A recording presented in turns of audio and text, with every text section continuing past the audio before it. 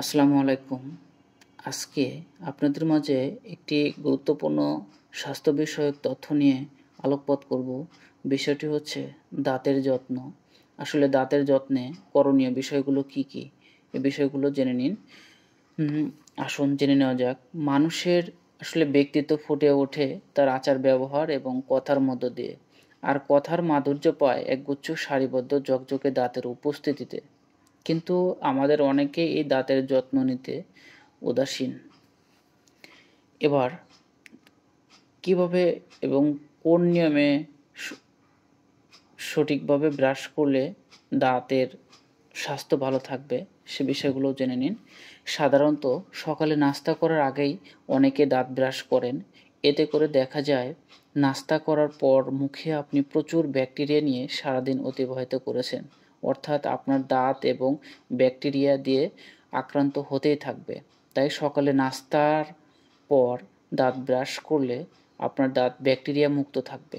আমি আবারও বলছি, সকালবেলা নাস্তা করার পরে দাঁত ব্রাশ করলে সারাটা দিন আপনার দাঁত ব্যাকটেরিয়া মুক্ত থাকবে। আবার দেখা যায় রাতে ঘুমাতে যাওয়ার আগে অনেকেই দাঁত ব্রাশ করেন না।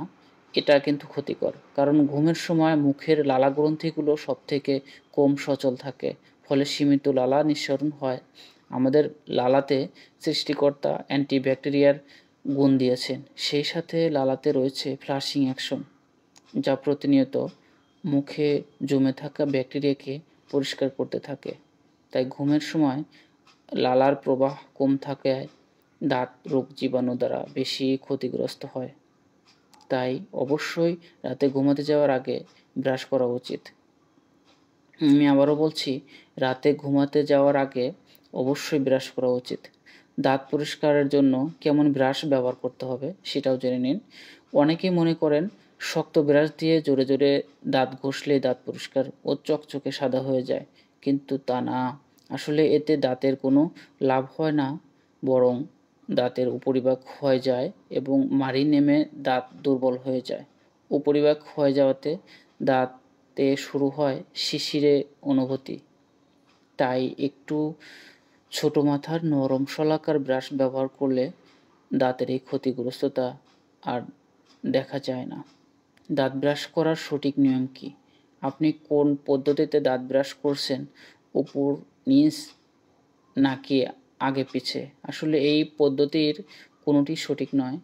ব্রাশ করার সময় উপরের দাঁতগুলোকে উপর থেকে নিচে এবং নিচের দাঁতগুলোকে নিচ থেকে উপরে আলাদাভাবে পরিষ্কার করতে হবে। লক্ষ্য রাখতে হবে যেন দাঁতের সব দিক, বিশেষ করে ভেতরে ও বাইরে এবং পিছনে দাঁতের উপরিভাগ ব্রাশের সংস্পর্শে আসে।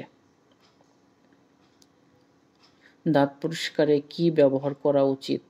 আপনি যদি ছাই বা কয়লা দিয়ে দাঁত পরিষ্কার করেন তাহলে আপনার দাঁত ক্ষয় হয়ে যাবে, এটা নিশ্চিত। যেমন আমি একটি উদাহরণ দিচ্ছি, হাঁড়ি মাজতে মাজতে হাঁড়ি যতই চকচকে থাকুক একসময় তার তলা ফুটো হয়ে যাবেই। এটা একটি উদাহরণ মনে করতে পারেন দাঁতের। তাই এমন খড়খড়ে উপাদান দিয়ে দাঁত ব্রাশ না করে ফ্লোরাইডযুক্ত টুথপেস্ট ব্যবহার করুন। আমি আবারও বলছি, এমন খড়খড়ে উপাদান দিয়ে দাঁত ব্রাশ না করে ফ্লোরাইডযুক্ত টুথপেস্ট ব্যবহার করুন। ফ্লোরাইড আপনার দাঁতকে সুরক্ষা দেবে। কথায় আছে, দাঁত থাকতে দাঁতের মর্যাদা নাই। তাই আমাদের উচিত দাঁতের সুরক্ষা নিশ্চিত করা এবং দাঁতের স্বাস্থ্য বিষয়ে খেয়াল রাখা। তাই দাঁতের যত্ন নিন, ভালো থাকুন, সুস্থ থাকুন। আমি এই বলে আপনাদের মাঝ থেকে বিদায় নিচ্ছি। আল্লাহ হাফেজ। সকলের জন্য শুভকামনা।